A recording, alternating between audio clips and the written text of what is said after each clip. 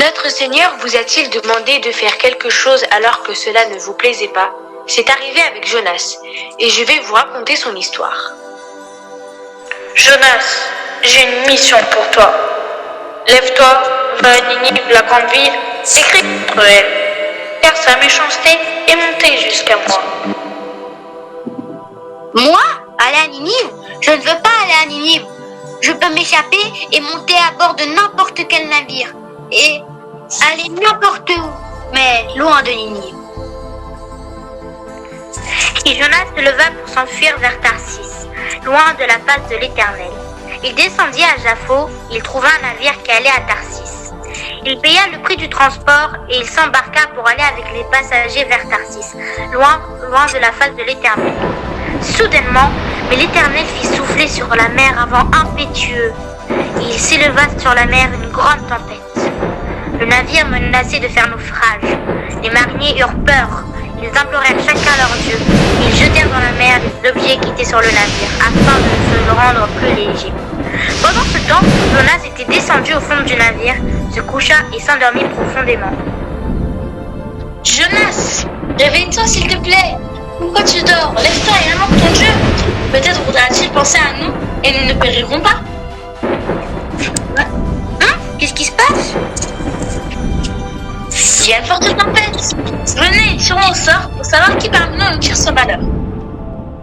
Ils tirèrent au sort, et le sort tomba sur Jonas. Le son du vent bizarre. Dites-nous, toi qui nous attire ce malheur, quelles sont tes affaires et d'où viens-tu? Quel est ton pays et de que peux-tu? Raconte-nous ton histoire. Je suis heureux et je crains l'Éternel, le Dieu des cieux, qui a fait la mer et la terre. Que sommes-nous censés faire? Nous avons tous jeté par-dessus bord et cela n'empêchera pas le navire de couler. Nous ne voulons pas mourir. Prenez-moi et jetez-moi dans la mer, et la mer se calmera envers vous. Car je sais que c'est moi qui attire sur vous cette grande tempête. Non, Jonas, nous ne pouvons pas faire ça.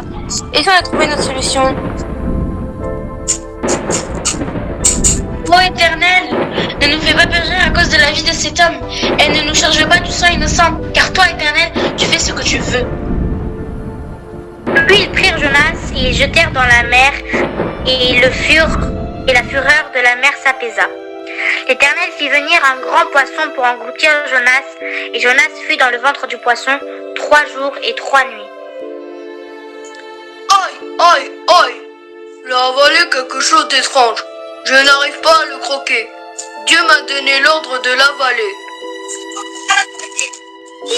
Le vent se calme, et quand Jonas était dans le ventre du poisson, il pria à Dieu. Oh mon Dieu, je vous remercie. Quand j'ai commencé à me noyer, je t'ai demandé et tu as entendu ma voix. Pour moi, je t'offrirai des sacrifices avec un cri d'action de grâce. J'accomplirai les vœux que j'ai faits.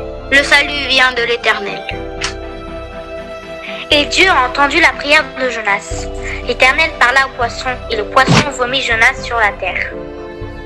La parole de l'Éternel fut adressée à Jonas une seconde fois en ces mots.